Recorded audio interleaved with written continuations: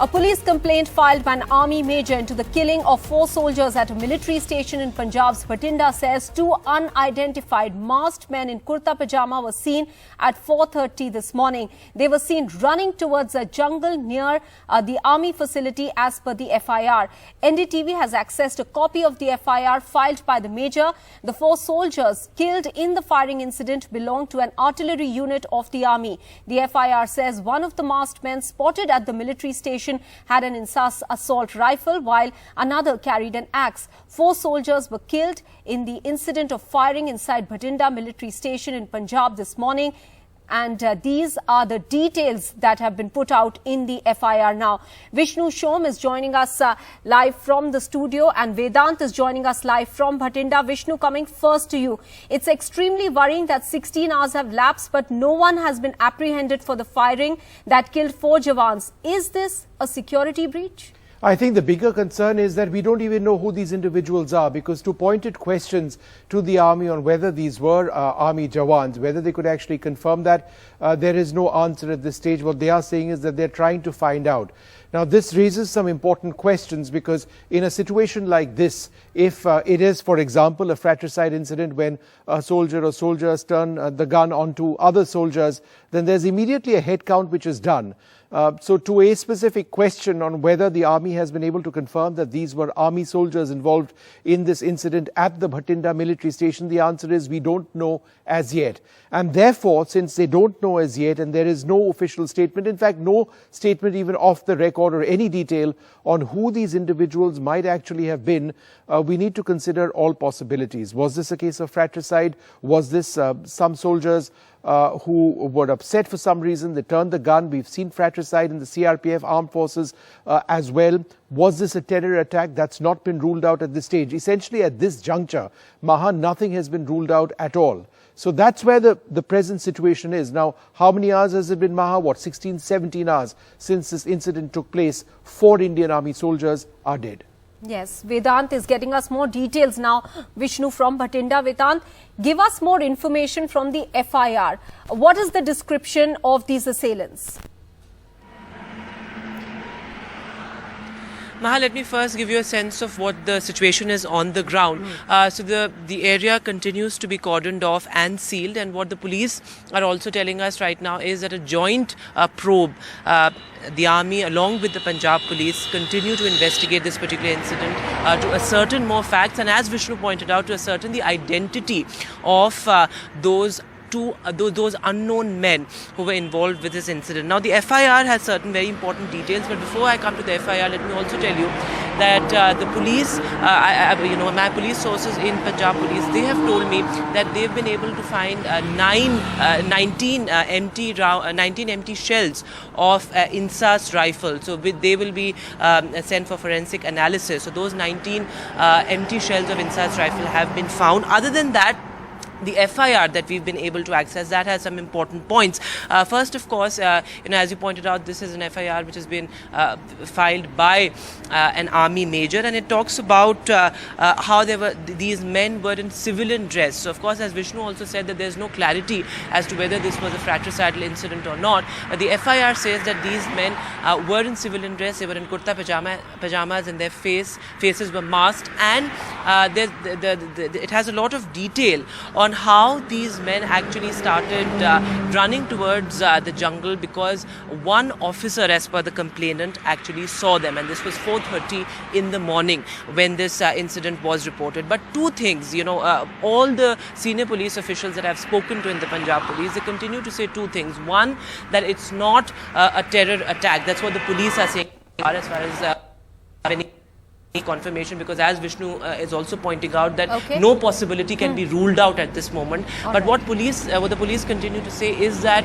this wasn't a terror attack. This pertains to some internal issues. And the second thing is that they are investigating this in a joint probe with the army. So, of course, as of now, this is all the information that we have. But the details that are there in the FIR are very crucial, because it talks about how this incident took place when the 4 Jawans Jawans, all in their mid-20s. They were sleeping near a barrack behind a mess. And also another important thing, Maha, very quickly, is that, something that the army has also said, that these men died after sustaining gunshot injuries, and no other injuries have been reported and no other loss to property either, Maha. All right. And Vishnu, a couple of days ago, an INSAS rifle with some ammunition was found missing.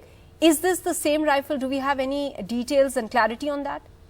Well, ordinarily, I think an answer to that question would have come quite quickly, Maha, but in this case, it's not come. Now, you're correct, and the FIR makes mention of this as well, that an INSAS rifle, which is an automatic rifle, it's standard issue for Indian Army soldiers, did go missing. A certain number of rounds also went missing with it. And today, a little while back, the Army has mentioned, and this is on record, that a rifle has been found. However, each rifle, as I understand it, would have some identifying number or identifying mark, and therefore it should have been relatively easy on the basis, for example, of a serial number to know whether it's the same gun which has gone missing. But so far all they're saying is that they're looking at forensic tests to ascertain the identity of that particular gun. Is it the same as the one that apparently went missing? One final point, Maha, it is very unusual for weapons to go missing in an Indian Army station. There is very strict regulations on this. The first thing that soldiers do, for example, when they train is, if you've been given a gun, you have to return a gun. These are stored within an armory. Yes, guns are deployed, but only to select soldiers, for example, those on guard duty. So how could a gun just have been lifted and taken away? It's something that the army will be looking at very closely. Too many questions at the moment that have not been answered. But Vishnu and Vedant, many thanks for joining us with all the information we have at the moment.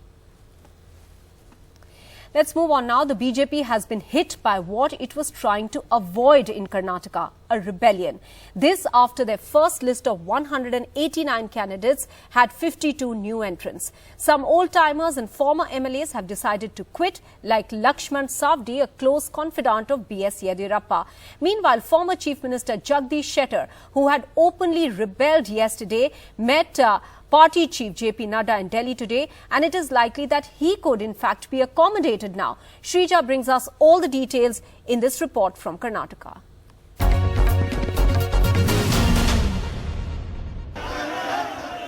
Multiple protests in Karnataka by BJP leaders who turned rebellious after being denied a ticket to contest in state elections to happen in less than a month. Former Deputy Chief Minister and Lingat leader Lakshman Savdi quit the party, and sources say he could join the Congress. Former Chief Minister and six-time MLA Jagadish Shettar, who is strong in the Hubli-Dharwad region and was denied a ticket, has insisted that he will contest even after a meeting with JP Nadda in Delhi. I expressed my view that I am going to contest election, and last 6 consecutive election I got elected. So give me another opportunity, and everything is explained, and accordingly he expressed that he is going to discuss with other leaders and will come to the conclusion. 99% Jagadish Shettar ji will be given ticket. He is in Delhi only. Most probably that name will be cleared. After the BJP's first list of candidates for 189 seats, former BJP MLA from Jewari seat in Kalaburgi, Doddappa Gowda Patil, has announced his exit. Minister S. Angara has threatened to quit if not reconsidered for Sulya in Dakshina Kannada district. Sitting BJP MLA from Belagavi North, Anil Benake, staged a protest. In Vyakarayanapura, dramatic scenes unfolded as BJP ticket aspirant K. Munindra Kumar protested. Union Home Minister Amit Shah held an emergency meeting today in Delhi to discuss the politically volatile situation in Karnataka's BJP.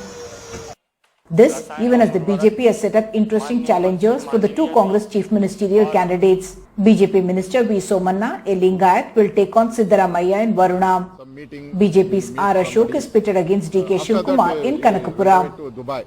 God is great. God bless us. Something is going. Who is strong or who is weak can only decide after the polling. I wish them all the best. So I'm so happy they are so afraid of both of us. So let them do whatever the checkmate they want to do. As many as 51 candidates in the BJP list are from the politically influential Lingayat community that constitutes 17% of Karnataka's population.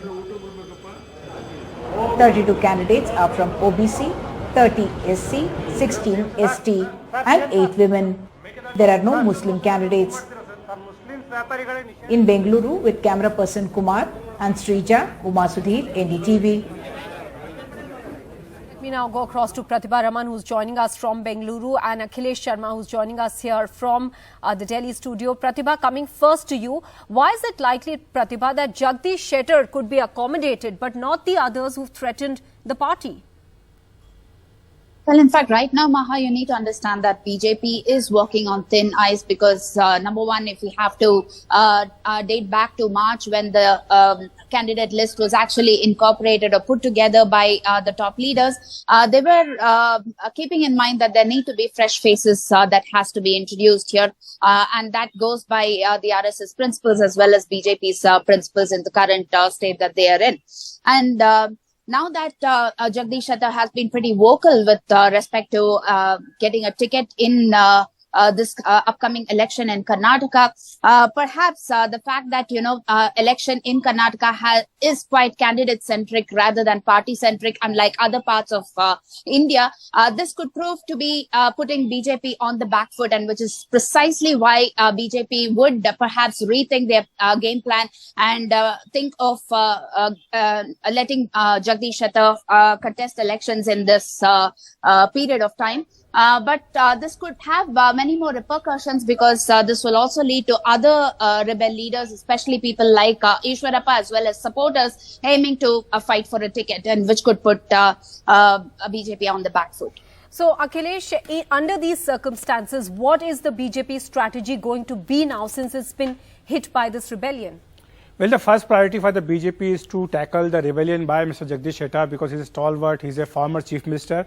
BJP is trying to, pacify him, and there are indications that he may be given a ticket. But that will also raise questions on party high command's authority, because we know that for certain he was asked to resign, or he was asked to offer that he will be staying away from electoral politics, but he did not do that, and he defied the party high command. So that will also raise questions. That's why BJP today had many meetings. There was a series of meetings today. And as far as 35 seats, remaining seats are concerned, BJP is trying to balance now the caste equations, the state-wise, the region-wise balance. And of course, because BJP is trying to induce new faces in Karnataka, so party will be focusing especially on the new faces, and some more tickets of the sitting MLAs may be dropped in the remaining 35 seats. All right, Akhilesh Sharma and Pratibha Raman, both of you, many thanks for joining us with those details. In another attempt now to stitch together a united opposition front ahead of the 2024 general elections, top leaders of the Congress, JDU and RJD met in Delhi today to explore the possibility of putting up a united fight against the ruling BJP.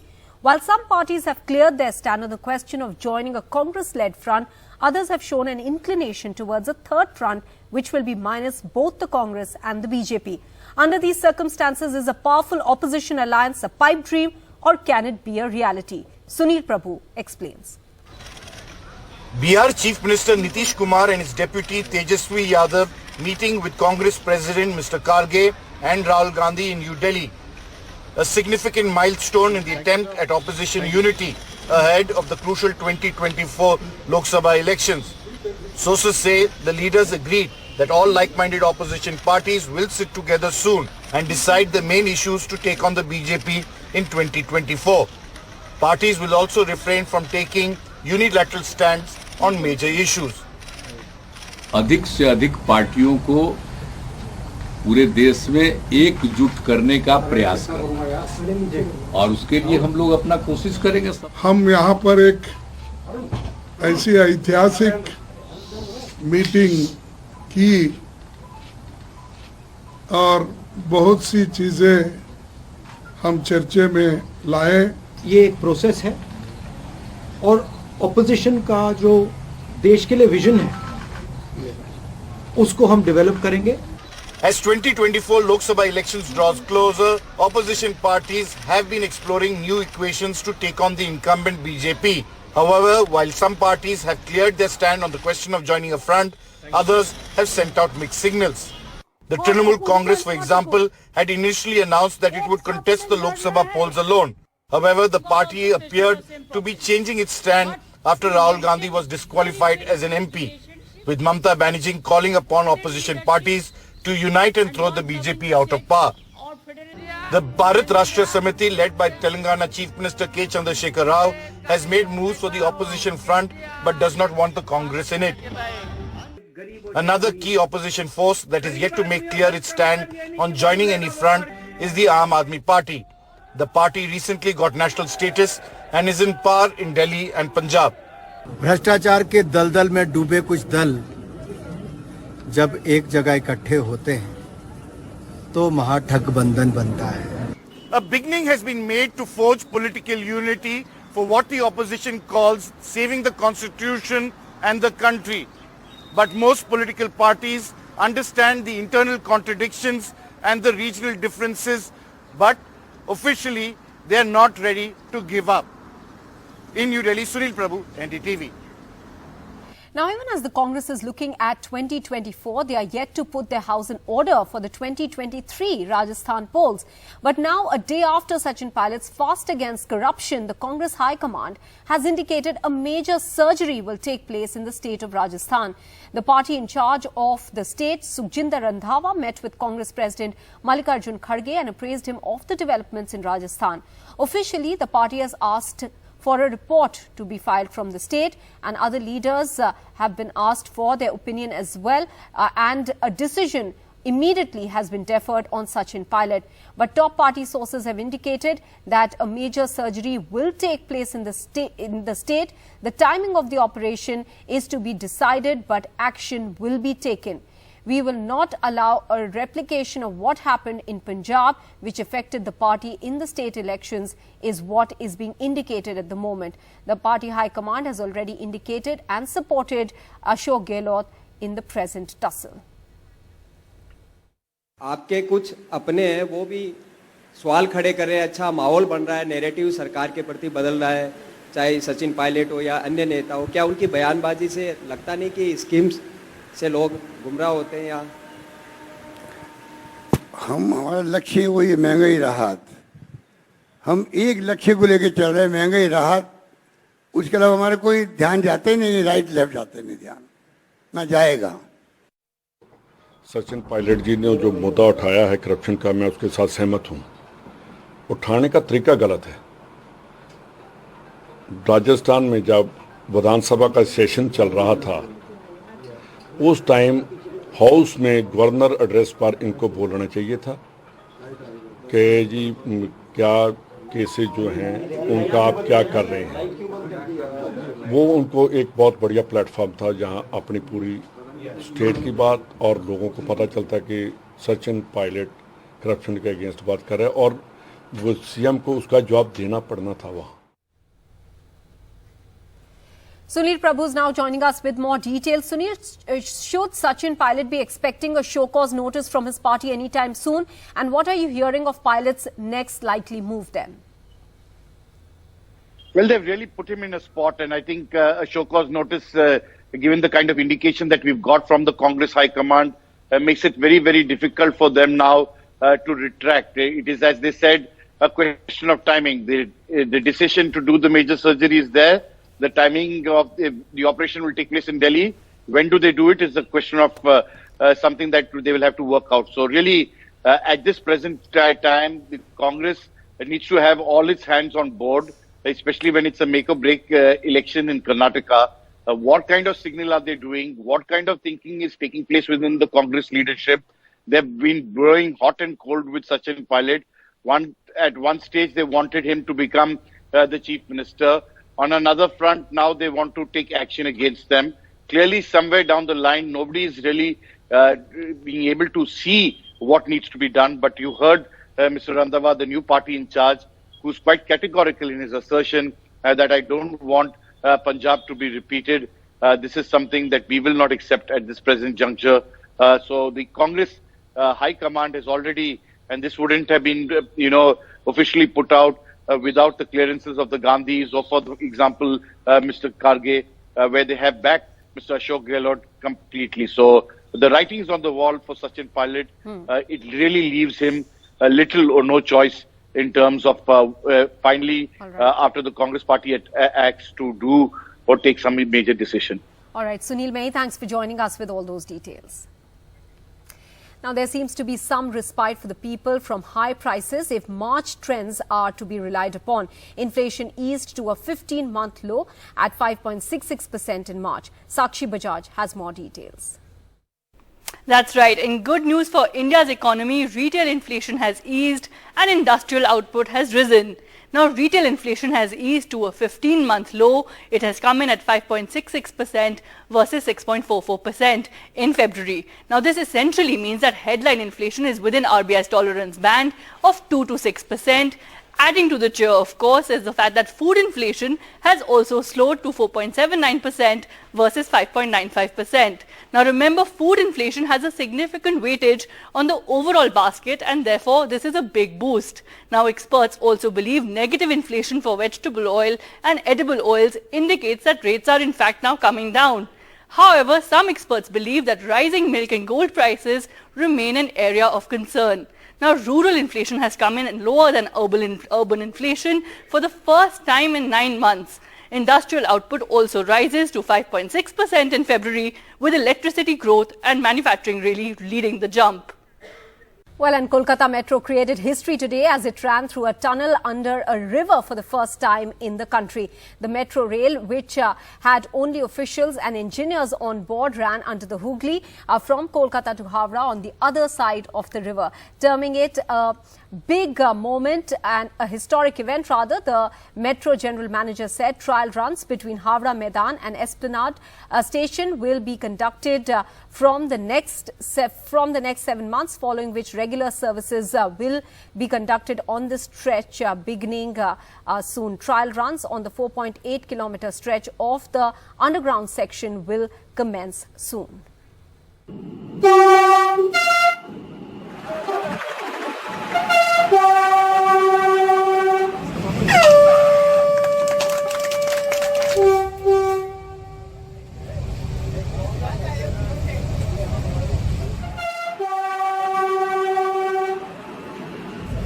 Now we are crossing 14/18